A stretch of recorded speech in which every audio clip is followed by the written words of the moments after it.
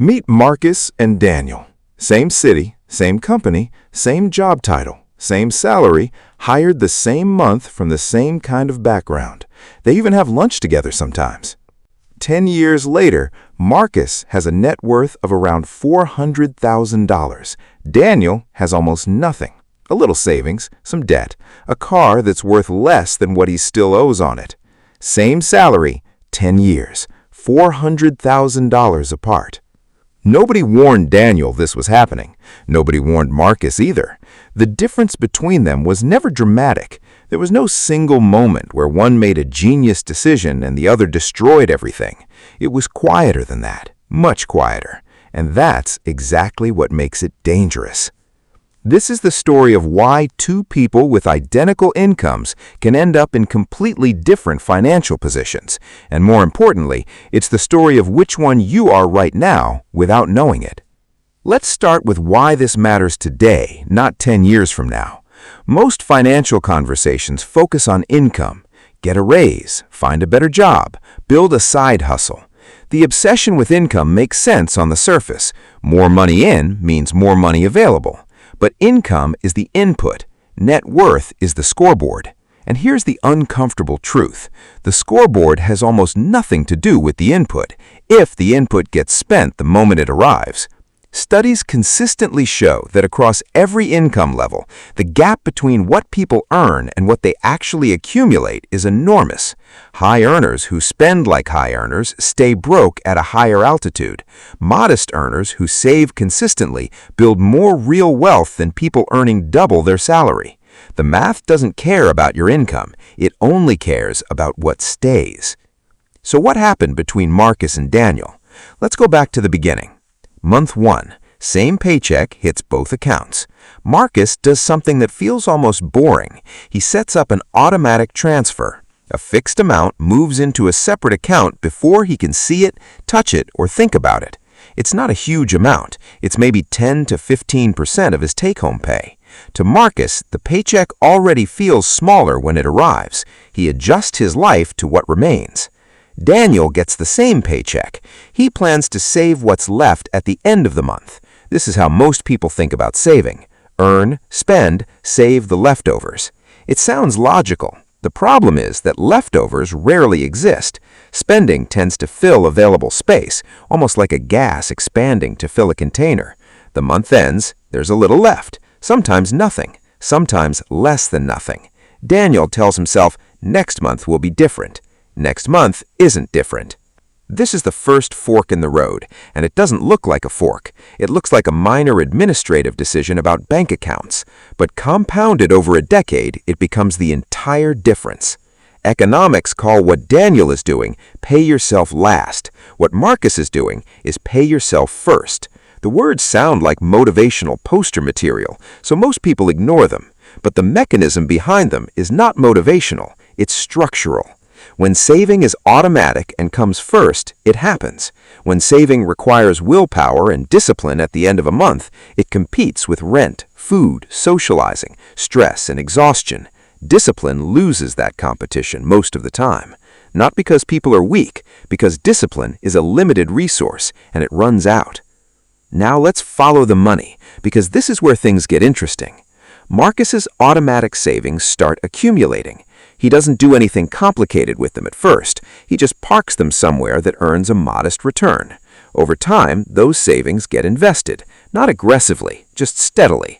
Index funds, a retirement account, a small emergency reserve. Nothing that requires expertise, just time and consistency. Daniel's money takes a different path, not a dramatic one, just a gradual, expensive one. Year 2, Daniel gets a raise, a real one, 8%. He's genuinely excited, and he deserves to be. He upgrades his apartment. The new place costs more per month, but he can afford it now. This feels like progress. In one sense, it is. In another sense, he has just permanently raised his cost of living before adding a single dollar to his net worth.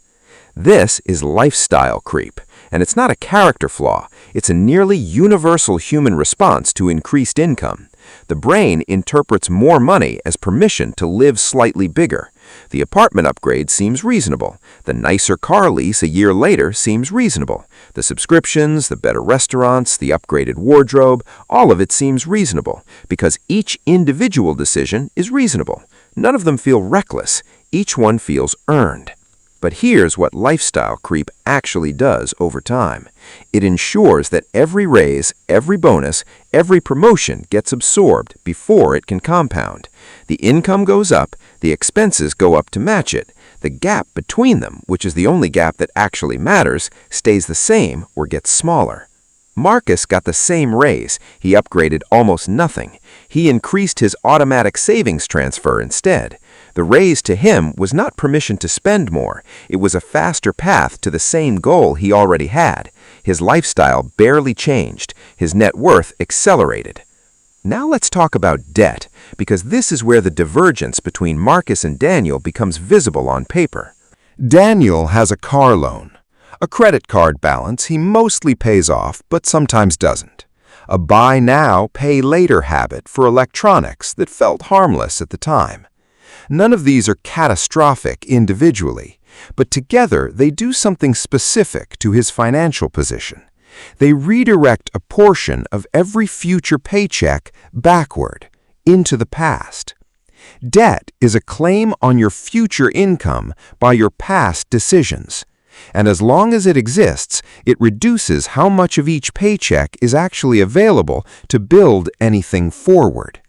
Marcus carries almost no debt, not because he earns more, because early on he developed an almost allergic relationship with interest payments.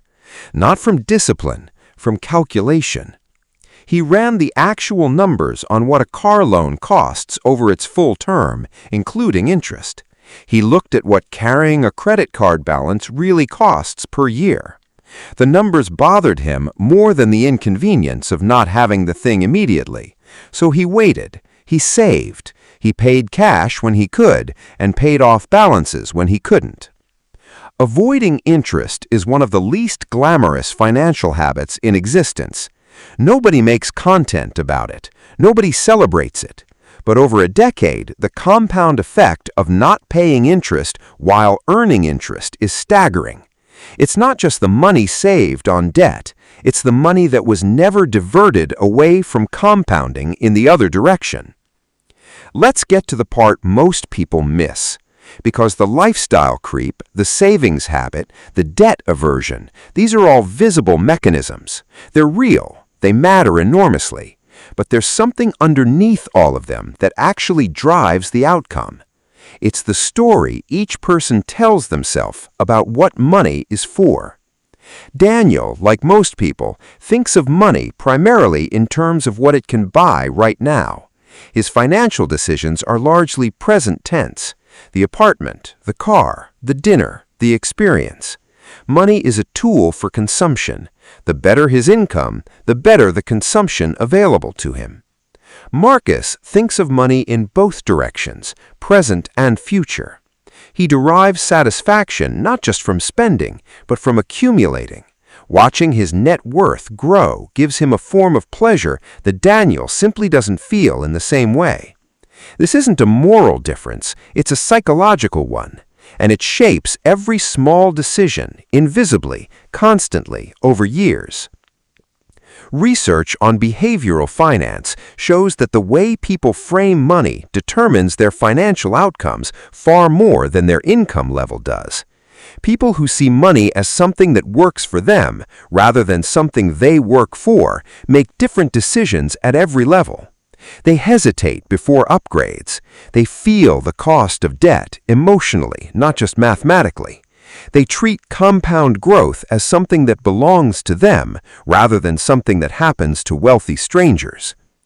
Daniel thinks wealth is about how much you earn.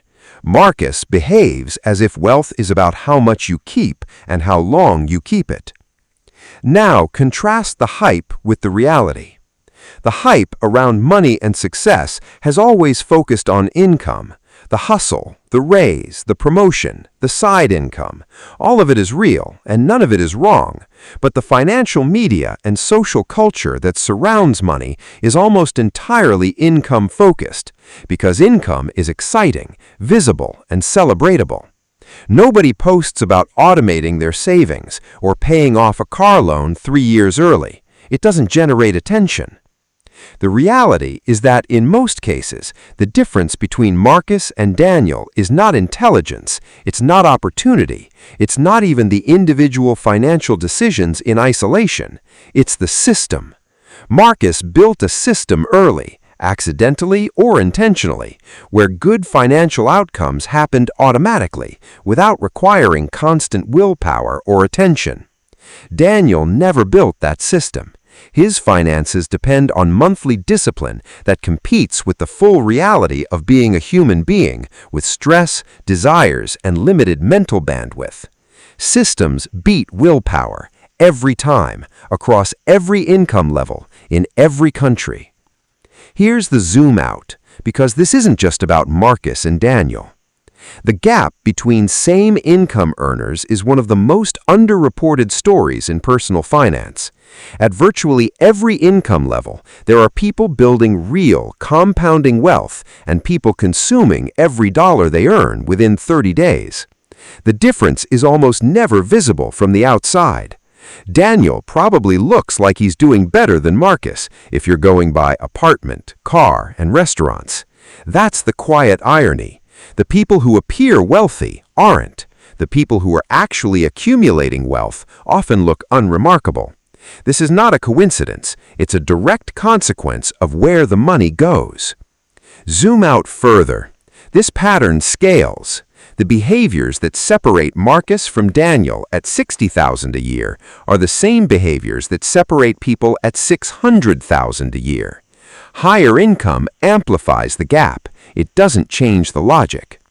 A person earning 10 times what Daniel earns, but spending 10 times what Daniel earns, ends up in the same structural position, just with better furniture. So, here's where you actually sit in this story. Not Marcus, not Daniel. Somewhere on the spectrum between them, making hundreds of small financial decisions every month that you probably don't think of as financial decisions at all. The apartment you chose, the car you drive, what happens to your paycheck in the first 48 hours after it arrives, whether you own assets that grow while you sleep or just possessions that depreciate while you sleep. The uncomfortable question this story leaves open is not how to be more like Marcus. That part is actually simple, if not always easy. The uncomfortable question is this: if the gap between two identical salaries can become $400,000 in 10 years, based almost entirely on habits and systems rather than income or luck, then what is the actual cost of the financial habits you're running right now? Not someday, right now, this paycheck. Most people never calculate that number. They track their income, they notice their expenses, but they don't calculate the compound cost of their current trajectory, the actual mathematical future value of the gap between what they earn and what they keep. And maybe the reason most people don't calculate it is because the answer is uncomfortable enough to change behavior, and changing behavior is hard. Or maybe it's because nobody ever asked them to.